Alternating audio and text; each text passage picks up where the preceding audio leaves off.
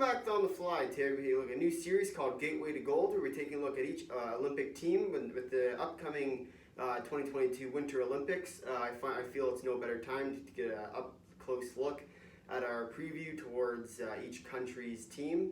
So we'll start off with Canada. Of course, me being Canadian, it's going to be Canada to start off with, and we'll work through our countries kind of week by week. Every Monday you can look for one of these sort of new episodes. But we'll start off with Team Canada, and I do think Canada does have another good shot this year. Obviously, them being a Canadian team means that they have a lot of expectations, and no better because they are obviously what we like to call the best hockey country, and we are, take that, Russia, US, and whatever countries else. But overall, I do think Canada does have a good shot this year, and they will be competing for gold. But in general, they will have a good team. We'll start off by sort of looking through the players. I've drawn out a few names that I believe do have a shot at cracking the roster. So take a look at first with the left wingers. So it's going to be Marchand, Huberdeau, Hall, Kane, Giroux, and Hoffman. Obviously, that's not Patrick Kane. Patrick Kane's American. It's rather Evander Kane. And then for the right wingers, Marner, Stone, Point, and Gallagher. And then for the centers, obviously the big names, McDavid, McKinnon, Bergeron, Tavares, Barzal, Crosby, Stamkos, Scheifele, O'Reilly, and Sagan. So overall, obviously a pretty star-studded forward group. They are a mainly NHL team, and that's kind of what these sort of the Americans and the Canadians, some of the Russians, although there will be a few Russian league players on the Russian teams, and then Swedish and Finland will be some of their leagues as well. But in general, the American teams, so American and Canada, will be mostly NHL players. So we'll take a look now at the left defenseman. I'm not going to take too close in terms of lefty and righty in terms of making rosters, but it is important to know when someone's playing their offside that they're going to be a little bit more not comfortable. So I think it is important to try and keep them on their right sides, but I'm not going to be terribly picky about it. So take a look at the lefty. So Theodore, Doughty, Chabot, Keith, Riley, and Giordano. And then for the right D, Ellis, Hamilton, Makar, Letang, Pietrangelo, and Vlasic. Obviously, there are some familiar names on there, especially if you're watching the NHL.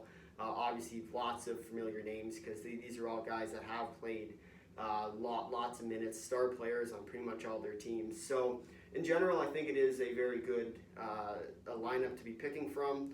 But in general, they will be looking for some of their better defenseman groups. Onto the goalies, Holtby, Price, Fleury, Binnington, Kemper, and Jake Allen. Obviously, Allen, for me, I'm not going to pick, but I figured I should throw him in there just because he was protected over Price this year in the expansion draft. So I figured I'd throw him in there kind of as a joke. But in general, he most likely won't be picked to Team Canada, although Montreal does think that he's better than him. But other than that, it's a good team. I think they do have the potential. So now we'll start getting into the lines. I think for my first line, I'm going to call them the speed line.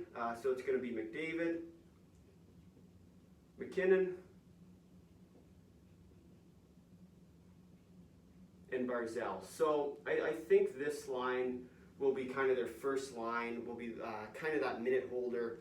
But in general, these guys will be a lot of speed. They're not going to be a whole lot of messing around, slow play, corner game. There are going to be a lot of rushes, and overall, when you put the three fastest players on the ice together, they're not going to be playing a slow game, not gritty, not tough kind of game, just straight down the ice, rushes. So I think this line will score a lot of goals, especially if they do play together. I'm not sure Barzal will end up being on that right wing. Obviously, he's typically a center, as you can see on the chart. But I think he does have the potential. I could also see a player like Marner going up there, or potentially Point. But I think Barzal fits perfectly within there. So if I was the coach, that would be my first line. Moving on to the second line is the classic Marchand, Crosby, and Bergeron. Not much surprise here. Obviously, these guys have played together forever. And they do play in pretty much every competition with each other. So I do think that this line will happen. I'd be very shocked if it doesn't. They've played they played in the World Championships. They played in the World Juniors together. They played in pretty much all these big competitions. So overall, I think it is a pretty good line. They've shown that they can play together. So I think with that in mind, I'd be very surprised if they don't end up playing together. But other than that, we'll move on to the third line now, which is sort of a toss-up. So for me, Huberdeau, it will be kind of that left wing spot on the third line. Although I do see a player like Stone or someone else sort of filling that void. But I'm going to go with Huberdeau here. Now with Tavares, mainly Tavares and Marner, because what I'm trying to do with these guys is trying to spark that kind of connection that they already have. Obviously, Tavares and Marner have played together with the Leafs, and Bergeron and Marchand have played together with the Bruins. So I do see them both kind of fitting into that mold of what they're looking to do. Obviously, chemistry is hard to come by, especially when you don't have a lot of time to build it. But in general, I'm trying to compare players that have played together, so that's kind of my idea. And then Huberdeau is kind of the left winger because I think he'll fit the Tavares-Marner line pretty nicely. Moving on to the fourth line, obviously it's not going to be a very gritty fourth line. It's going to be Stone, Stamkos, and Point. As you can see again, I've shown that my goal is to try and give that connection. So Stamkos and Point obviously play together in Tampa, and then Stone's kind of that third sort of spot. So I do see this is another line. Obviously, there's not a lot of players or people rather that would put Stamkos and Point and Stone, but I think it does make sense for the time being. Obviously, they'll start experimenting, subbing players out. Scheifele, Couturier, Giroux. They have all these guys that they can sub in and out. So it's not a guarantee that these guys are actually going to be the final mold. But I do think the second line won't move. I think for sure they'll stay together, unless of course they hit a brick wall and they don't play well. But I think in general that's the only line that will be set in stone. I'd also like to see preferably McDavid and McKinnon play together, and then throw a third one on there. For me, it doesn't matter. Point. Marner. I'd like to see Barzal just to see the speed on that line, but sometimes you do need a little bit more of a gritty player. So maybe like a Stone or a Huberdeau plays on that line as well. But other than that, I think it's a pretty solid forward group, especially with their line combinations. So now we'll move on to the defense. So we'll go Theodore, and Pietrangelo. So I think these guys kind of are so they already work together with Vegas. So I think they have that chemistry already. So I'd be shocked if they want to move those guys, because obviously, as I said before, chemistry, if you don't have it right now, it's hard to build, especially in the 2 weeks, 3 weeks that they play for. It doesn't make a lot of sense to try and force that chemistry upon them. So I think if you can have that pre-made chemistry, it's never a bad thing.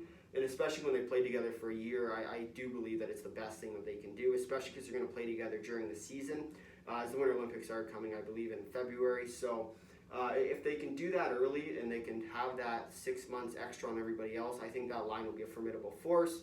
And because of that, I think that will be a pretty good line for them. Next up, I'm going to go with Doughty. I know most people don't see Doughty as someone that's going to be on it. But I think in general, Doughty, he's been there before. He's done it. He knows what to expect. He's played with the pressure, so I think he kind of knows what he's getting himself into. And then finally, Letang. Letang is another good defense. He's not going to steer you wrong. But overall, I think this is a really solid line for both sides. In general, they're not going to go crazy, but they will shut down a lot of teams. And then finally, for me, I'm going to go Shabbat and Makar. Overall, though, I could see Dougie Hamilton jumping one of these spots, playing on his off wing with either Shabbat taking over Shabbat or Doughty. But in general, I think Hamilton will be the 7th D. I see Doughty over Hamilton in this case. Typically, I wouldn't, but I think with the added pressure, it's probably better to have someone that's already played it before. And you'll see it with my goalies as well, as I'm not going crazy with all these new guys. So in general, I think that will be my defense. I do see Hamilton possibly being moved up, but I think with that, it shows kind of that veteran leadership that they have. And seeing Shabbat and Makar play together, both kind of young guys coming up, I think it'll be really good for the future of Team Canada. And obviously, Theodore as well coming up. So overall, I think it also provides for that future generation of teams that they can continue to support Canadian hockey and provide for them later on down the line. So now we'll move on to our goalies. Obviously, I'm going to go Price. So the one thing I'll say about Price is that he does currently seem to have an injury. So if he's not at 100%, I don't see him starting. I don't see him being on the team if he's hurt. But it does make sense that they'll keep that loyalty to him. Obviously, he's played before, so he's never in doubt. As I like to say, never in doubt that he won't be there, playing in the most important games for them and showing up to play. You've seen in the playoffs how, despite his team not being the best team there, he always was on his game up until the finals. But other than that, he did play that perfect game all the way up. So I think when he's called upon, he will answer the door. But other than that, I think he will be the starter, assuming he's healthy. So next up, I'm going to go Fleury. I think Fleury is probably the second best goalie Canada will have. He was splitting time with Lehner this year, but I think in the end, Fleury is the better goalie than Lehner. But of course, that's why I'm not coaching Vegas. Other than that, I mean, this is kind of what I believe Team Canada will look like. They're not going to be a bad team. They will most likely compete for gold. Anything short of a bronze medal, I think, will be a disappointment for many. But in general, this team will go really, really far, and I think they do have a very strong shot. They are my favorites as of now for the gold, but of course, I might be a little biased. But other than that, if you made it this far in the video, thanks for watching. If you liked it, drop a like. If you really liked it, consider subscribing. Tell all your friends about it. Leave a comment down below your thoughts on Team Canada. Until next time, see ya.